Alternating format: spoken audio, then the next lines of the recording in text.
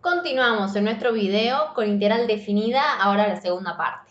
Habíamos visto la definición de integral definida que nos llevaba a la utilización de este límite para una notación de integral entre a y b de f de x por dx. Vamos a ver algunas propiedades de la integral definida que nos van a servir para resolver ejercicios de este tipo y que son consecuencias de esta definición. Entonces vamos a tener la primera propiedad, que si f es integrable en un intervalo cerrado a b y m es una constante real, entonces vamos a poder hacer el famoso saco la constante para afuera. Esto porque es como consecuencia de la definición. En la demostración podemos verlo que, como por hipótesis es integrable, este límite va a existir y me va a definir esta integral.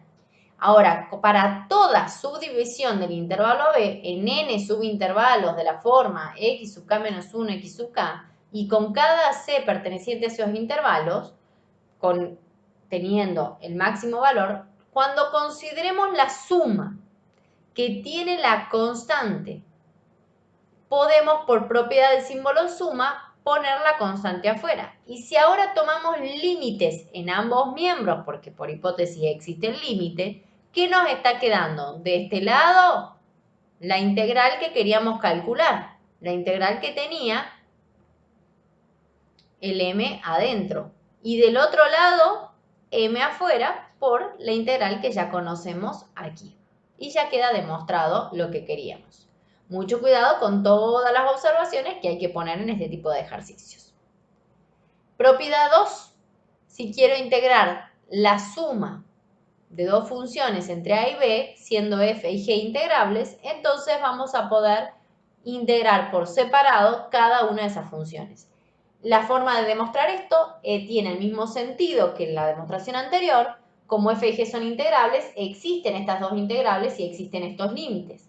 Entonces, para toda subdivisión del intervalo AB con n subintervalos de esta forma y tomando un c adentro de cada uno de esos intervalos con el máximo valor de la amplitud del intervalo, vamos a considerar entonces la suma finita de k igual a 1 hasta n de la suma de las dos funciones por la amplitud del intervalo. Por propiedad del símbolo suma, podemos hacer la suma de estas dos sumas finitas, la suma o resta. Si tomamos ahora el límite en ambos miembros, porque por hipótesis los límites existen, entonces de esta primera parte nos está quedando la integral que queríamos calcular y en esta segunda parte la suma o resta de las dos integrales por separado, por definición de integral definida. O sea que volvimos a hacer el mismo razonamiento que hicimos recién para poder demostrarlo. En la propiedad 3, si f es una función integrable y tengo un t dentro del intervalo en el cual es integrable, puedo partir la integral en dos, de a a t y de t a b, siempre que estas dos existan. Esta propiedad va sin demostración, por lo tanto, no la vamos a ver en la demostración, pero vamos a ver la interpretación cuando estamos hablando de funciones que son positivas. ¿Por qué? Porque nos va a interesar saber que la integral definida nos llevaba a un cálculo de área cuando la función era positiva en el intervalo. Entonces, ¿qué nos permite esto? Poner un valor t en medio del intervalo AB y dividir la región que queremos calcular para tomar dos regiones diferentes en las que podemos conocer las áreas. Y entonces el área de la región buscada será la suma de estas dos áreas. Por ejemplo, si quisiéramos calcular esta integral, vamos a tener en cuenta, primero, que es una función que es continua en todos los reales, por lo tanto es continua en el intervalo 0, 3. Vamos a tomar la definición de valor absoluto y entonces esto nos va a llevar a que podamos descomponer en la suma de dos integrales. ¿Y en dónde la vamos a partir?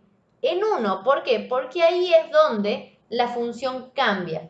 Y entonces me va a permitir presentar esta única integral de manera diferente como la suma de dos integrales. Propiedad de comparación. Si dos funciones son integrables y una función es más chica que la otra en todo el intervalo, entonces su integral también será más chica que la integral de la otra.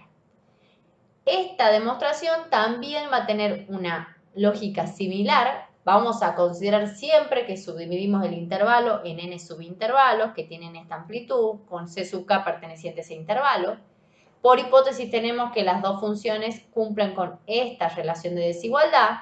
Si a ambas la multiplicamos por el delta de x sub k, no va a cambiar el sentido porque estamos trabajando con una variación positiva. Tomamos símbolo suma en ambos miembros, tomamos límite en ambos miembros y llegamos a que como las funciones eran integrables, a las dos integrales con el signo que habíamos planteado. Vamos con la propiedad de acotamiento. Ahora, si la función está comprendida entre dos valores para todo ese intervalo, entonces la integral estará comprendida entre esos mismos dos valores multiplicados por la amplitud del intervalo en el que estamos trabajando, o sea, la diferencia b menos a. La interpretación geométrica de esta propiedad nos lleva a poner siempre la condición de que f de x sea positiva. Miremos entonces qué quiere decir. Si tengo la función positiva, m por b menos a es este rectángulo pequeño. M grande por b menos a es el rectángulo grande que hemos calculado. Y la integral es el área limitada por la gráfica de f, el eje x y las rectas de ecuaciones x igual a a y x igual a b, que es toda la superficie que está por debajo de la curva. Y entonces está claro que el rectángulo celeste es mayor que la integral, que es mayor que el rectángulo rojo. Para demostrarlo vamos a seguir algo similar a lo que hicimos. Vamos a considerar que y igual a m e igual a m son funciones constantes, que son continuas y por lo tanto son integrables. Puedo tomar las integrales entonces en nuestra hipótesis, tomamos las integrales de todos los miembros y por definición entonces de integral definida, directamente ya nos da la propiedad de comparación que es la que estábamos charlando. Primer teorema fundamental del cálculo, ahora vamos a incorporar cómo calculamos todas estas integrales. Para poder introducir este concepto, primero vamos a hablar del primer teorema, que lo que nos dice es que si tenemos una función que está definida como una integral entre a y x de f de t por dt, vamos a ver qué pasa cuando derivamos. Acuérdense que esta era otra forma de anotar la derivada, era otra notación. Si derivamos esa función, lo que va a pasar es que la derivada con esta integral se van a cancelar y me va a quedar la función particularizada para el límite superior, que era la variable. ¿Por qué puede quedar esto? Ya observamos que esta integral era un número real, pero si ahora hemos puesto una variable en el límite superior, entonces cuando resolvamos nos va a quedar una función en x. Entonces usamos t como variable dentro de la integral para que podamos poner la variable x en el límite superior. Por ejemplo, si queremos calcular esto, el primer teorema fundamental del cálculo nos indica esto. Esto quiere decir que ya está listo para aplicar el teorema. El resultado será e a la x. Donde dice t ponemos x. En este caso, vemos que la variable está en el límite inferior. Entonces, lo que vamos a hacer es utilizar la herramienta que vimos de poner un signo negativo adelante para poder dejar la variable en el límite superior y ahora sí aplicar el primer teorema fundamental del cálculo y resolver nuestra integral. Ahora vamos a ver el segundo teorema fundamental del cálculo, que es el que nos incorpora Newton con alguna colaboración de Leibniz, pero para poder resolver ya la integral que hemos presentado desde el video anterior, la que es la integral entre a y b de f de x por dx. ¿Qué nos va a decir este segundo teorema? Que calculemos la antiderivada de f y la particularicemos para cada uno de estos límites de integración. Entonces calculamos la antiderivada y hacemos f de b menos f de a. Pero para eso se tiene que cumplir la condición de continuidad.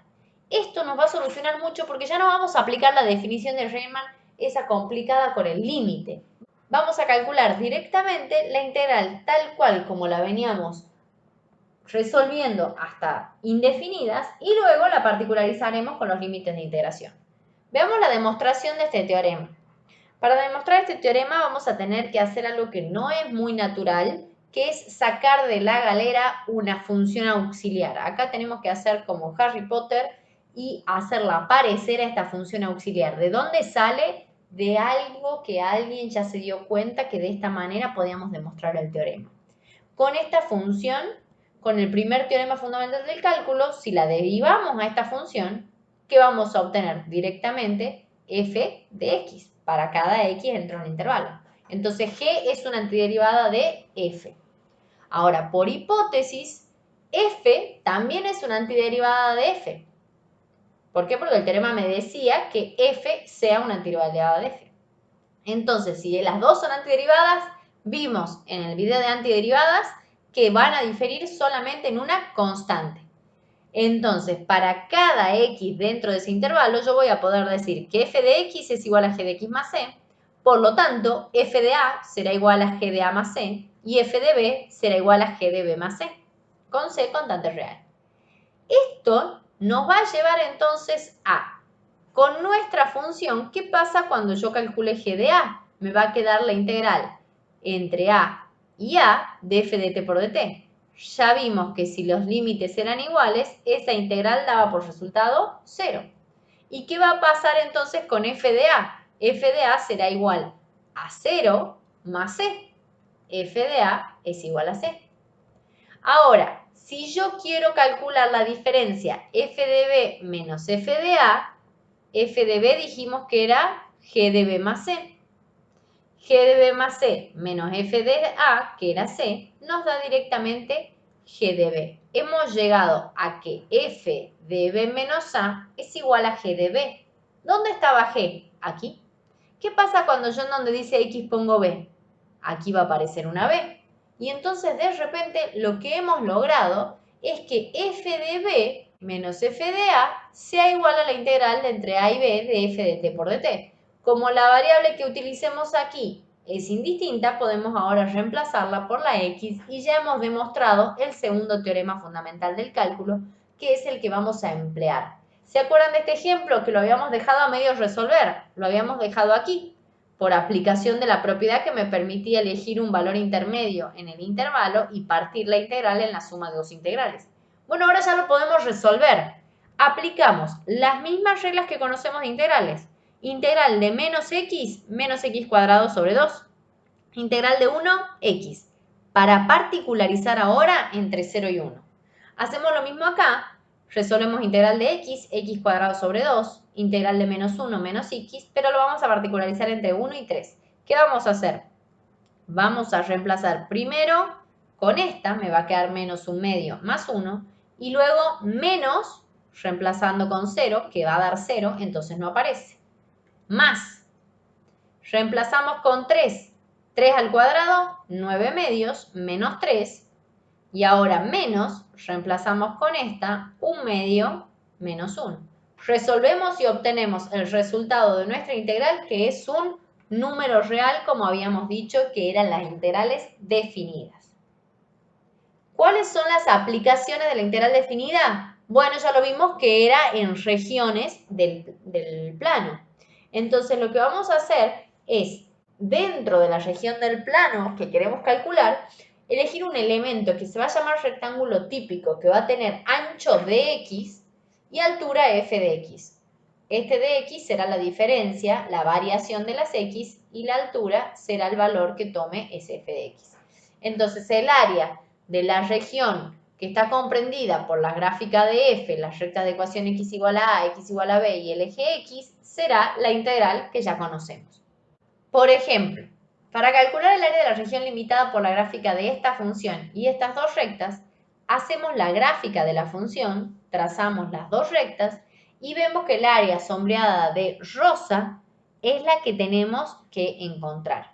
Vamos a definir entonces un rectángulo típico ahí adentro y lo que vamos a hacer para calcular el área de la región pedida es resolver la integral entre 2 y 3 de f de x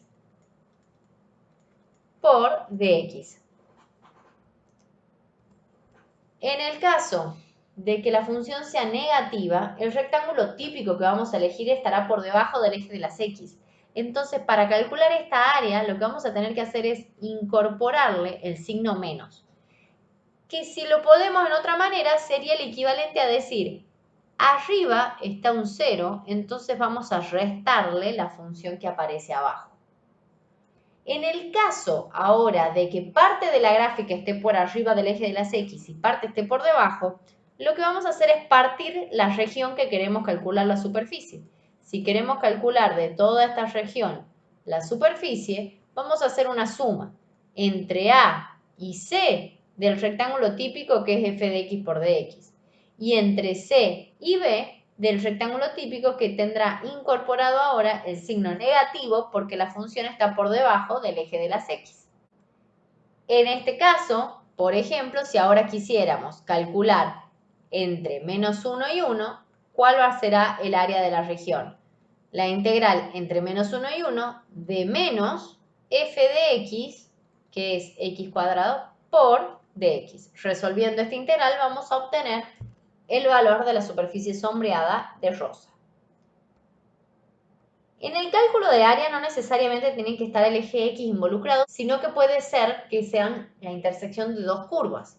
Entonces, si consideramos dos funciones, por ejemplo, estas f y g, ¿qué vamos a hacer? Los rectángulos típicos ahora van a estar determinados por la longitud que hay entre f y g, es decir, la diferencia de f de x menos g de x.